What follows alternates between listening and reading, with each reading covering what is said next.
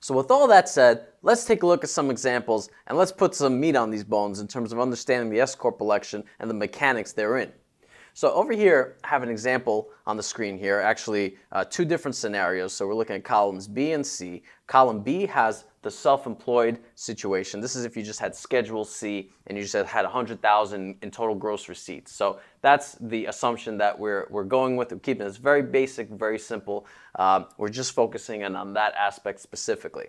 And what are we comparing that with? In column C, you see the S corporation election figures. So essentially, we're taking 100,000 in gross receipts, and we're also taking into account the reasonable compensation that I described. So we're comparing basically apples to apples as much as possible. Now, if you focus just on column B here, we can see that you're starting out with 100,000 in gross receipts, so that there's no wages, because if you're a sole proprietor, you don't pay yourself wages. It essentially ends up on Schedule C and then Schedule SE, and that takes care of the self-employment tax portion of things. Now, when you look at your net self-employment income, that's the 100,000. The total QBI deduction in this case is 16,187. I'm going to take you through how that calculation is done when we look at the actual tax returns, but just for reference, for the time being, keep that in mind. Now, you're looking at the employer portions of payroll taxes and employee portions. These pertain to the S corporation, so we're going to skip that. So you're looking at a total tax burden at the federal level for the year of about $24,309. And then that's really the total taxes you're going to pay from the federal perspective if you're self-employed with a Schedule C, 100,000 in gross receipts and essentially no expenses. So we're basically looking at 100,000 in net income on the Schedule C as a self-employed individual. That's the assumption that we ran on that side. So in column C, we're looking at the S corporation side of things. We said, let's pretend the same business had an S corporation in place. What would that look like? So the same 100,000 in gross receipts is taken into account, but now we have reasonable compensation. And in this example, I just made the assumption that reasonable comp comes out to 75,000. Now, it could be 85,000, it could be 50,000, depending on how a particular business is structured. And you really have to go through the analysis that I went through before to determine what that number should be. But for now, we just assumed it's a number I pulled out of the air, 75,000. It's not a guideline for you to use in your particular business by any means, but just for example purposes, that's the number we're going to use. So now we get to the net income on Schedule K1, and you're saying, wait, I've been to math school. I know that 100,000 minus 75,000 is not 19,262. What gives? Now, what we're factoring in here are the employer portion of the payroll taxes that they're going to be able to deduct at the S-corp level. So as a shareholder employee, you're both the employee and the employer, so you're essentially getting a deduction for the employer portion of the payroll taxes that you're essentially paying on your own behalf. So it's important to take that into account, and that's why this number is not 25,000, but it's 19,262. So when we look at net self-employment income, when you have a S corporation in place, that's not applicable. You're not considered self-employed when you have an S corporation in place for purposes of the self-employment tax. And now you look at this QBI deduction and you're like, wait, Alex, you messed something up here because there's a huge difference here between the 16,000 and the 3,800. And the reason there's a difference there is, as I mentioned, the salary portion, the 75,000, is completely taken out of the equation for QBI purposes. So you have to calculate this QBI amount with as if that 75,000 didn't exist essentially. So you get no benefit from that 75,000 from a QBI perspective, and essentially lowers the qualified business income from which that 20% deduction is based to that 19,262 amount that flows through, as opposed to essentially the 100,000 or very close to it. I'm going to show you exactly how that works, but the base for that deduction is drastically decreased, and then you're getting only up to 20% of that. So that's the effect that the S corporation has on the QBI deduction. It generally decreases the amount of QBI deduction that you get because the salary portion that you take as reasonable compensation is not included as qualified business income. Therefore, it's not included as part of the calculation for the deduction. So the QBI deduction in this case is $3,852. We have to take into account the employer-employee portions of payroll taxes, being Medicare and Social Security. Those are the only ones we're focusing on. There are others, but we want to keep this very streamlined, very simple. So we have the 5737 for each of those. And now the tax at the shareholder level on the individual return that we're going to look at is going to be the 7455. And then the total tax burden, essentially, as the employer, the employee, and the individual, you're wearing all those hats with the S-corp election, comes out to 18,930 in this example. So if you look at the difference amount here, you're seeing 5379. So you may assume, well, the S-corp election basically saved me more than $5,000. Well, you also have to take into account some other factors. Now, for example, here in California, if you have an S-corporation, you generally have to pay $800 on an annual basis, first year excluded, but on a go-forward basis, $800 fee just for existing. It's the annual tax that California poses. So now this benefit just decreased by $800. Then you need a payroll to be done throughout the year for you because you need to take reasonable compensation as salary. So you have to factor that in as well. That's going to be an additional cost that's going to chip away at that benefit.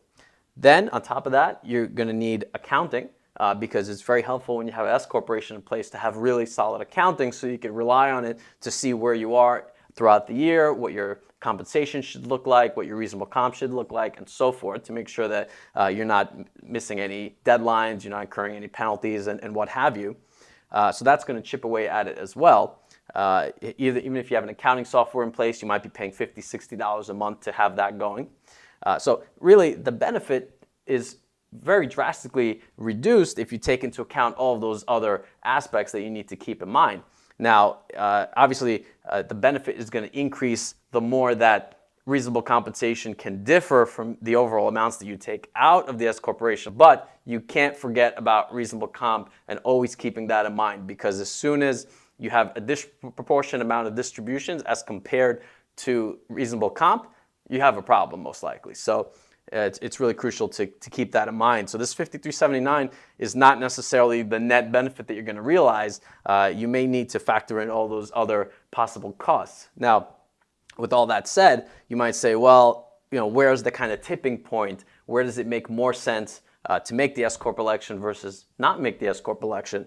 And as a very rough guideline, we like to look at the area from $100,000 to $150,000 in net income before you pay yourself as the point in determining whether the S-corp election makes more sense, or essentially the tipping point where the S-corp election might start to make a lot more sense as compared to just being self-employed with a Schedule C. Now, again, you have to make a thorough analysis to make sure that you actually will benefit from it, but that is a very rough guideline of where it starts to make a lot of sense to start thinking about the S-corp election and take it from there.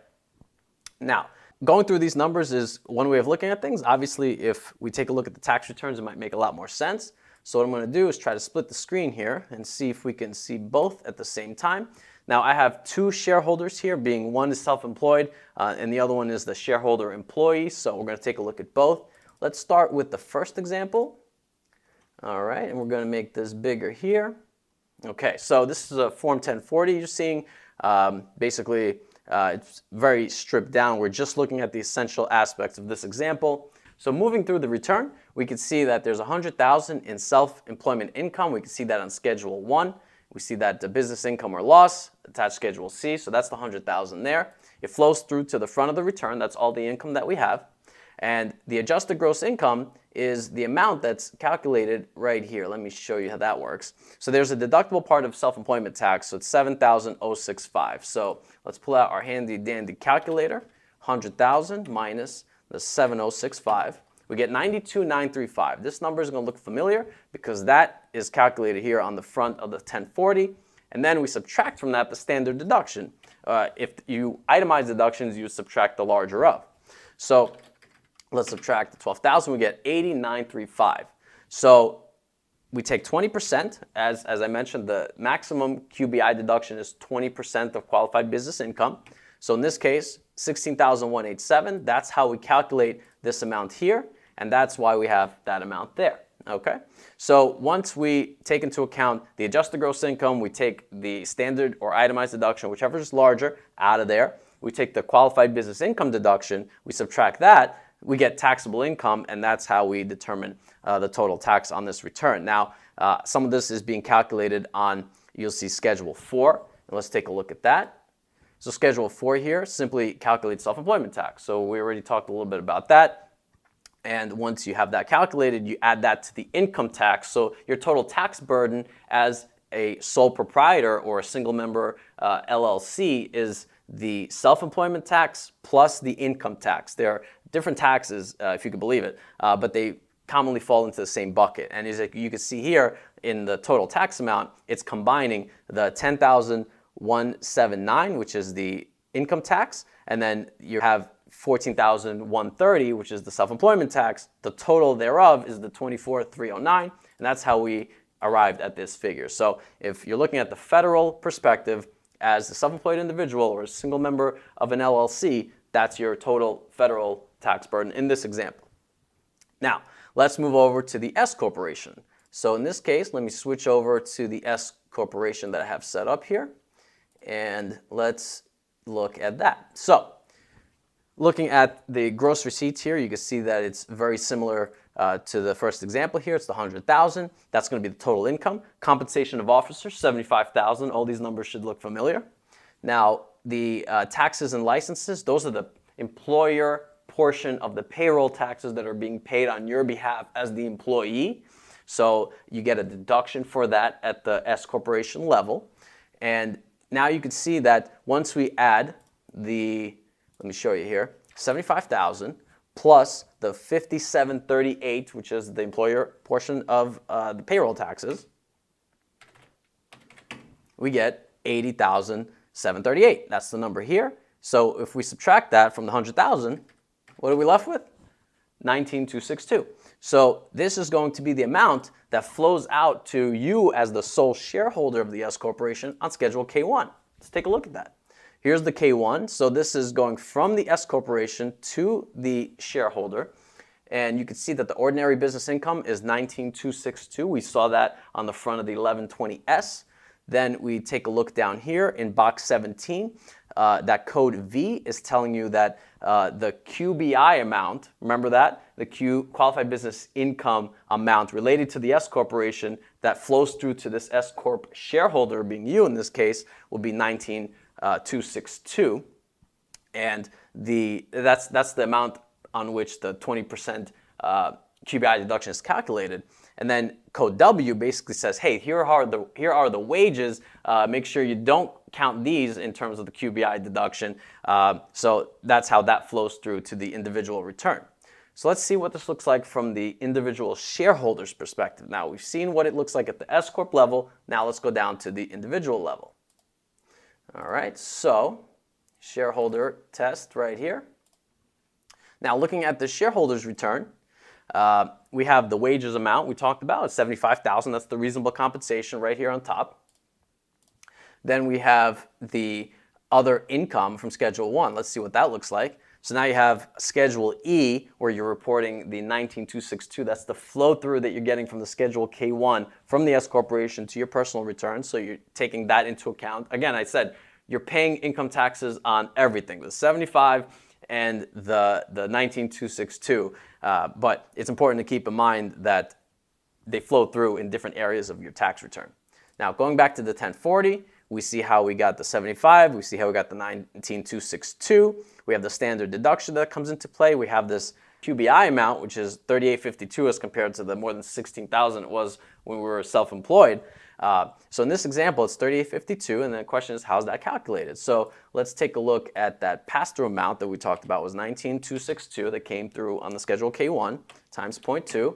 Bam, $38.52. So that's how we get the QBI deduction in this case. And as you can see, it's a lot lower, going back to our examples, than it would be if you were self-employed. Again, it's another thing to keep in mind, another thing to factor in to the decision-making process when you're thinking about making this election. So once all that is said and done, you see that you had taxes withheld here of $57.38. So that would be the taxes withheld on your behalf as an employee by the S corporation, right? So the S corporation is going to pay its own employer portion of the payroll taxes. It's also going to withhold your portion as the employee, just as if they would if this was a different employer, a third party that you were working for as an employee. So that's how that's done. We get the credit for that. And you can see that as the employee, you would owe here on your personal return, after all that is said and done, $70,455. So we factored that in our projection here. And you can see that the total tax burden would be the 5737 employer portion, 5737 employee portion, and now you get the total tax at the shareholder level, which we have here is the 7455. That's how we get the total tax amount on the shareholder side of this analysis. So that difference is really the difference that you're starting out with before you factor in any state taxes applicable to the S corporation, accounting fees, tax preparation fees, payroll fees, and so forth. So it's really crucial to make sure you keep in mind all those different factors to ensure that this election makes sense for you. Because in certain scenarios, it is actually possible that you may pay more in terms of taxes or in terms of the administrative burden and so forth with the S corporation election than you would if you were simply self-employed. So for smaller businesses, that's typically the case, in that if you have a business that's going to just make a few bucks, it may not make sense for you to go all out with the S corporation election and getting all fancy, because in that case, you may incur a substantial amount of costs for very little benefit. And at the end of the day, you may incur a net loss when you factor in all of the administrative burdens and other costs associated with making the S corporation election. So hopefully this was helpful in providing some background, some insight, and also some ideas in terms of whether the S corporation may make sense for you. The most important takeaway is that an analysis is necessary to make sure whether it does make sense, to determine your reasonable compensation, and also to make sure that payroll is taken in a way in which you don't incur any penalties, because payroll penalties can be super ugly real fast. So if you're thinking about making the election, it's really important to do the analysis up front, way before you even need to make it, so that you can have all of the factors in place that can make this election be successful for you and easy for you. Because it's very difficult in some cases to backtrack once you've made the election. You've made it maybe without doing a lot of research, you didn't have a professional help you, and then you kind of have to patch things up and fix things as you move forward in time. Then it becomes a lot trickier, a lot more difficult, and the process is very much prone to penalties because, as I mentioned, they do add up pretty quickly with S corporations. So if you enjoyed the video, leave a comment below, leave a like, subscribe to the channel, also hit that bell icon to be notified of future videos. Because what's better than listening to me ramble on about taxes? With all that said, I appreciate you. I hope this was helpful for you. Thanks for watching. Ever since I laid eyes on Subchapter S, I knew it was right. Subchapter S appreciates my strengths and my weaknesses, and I appreciate Subchapter S's strengths and weaknesses. And I believe that together we can have a strong, loving, beautiful relationship as we move forward in time.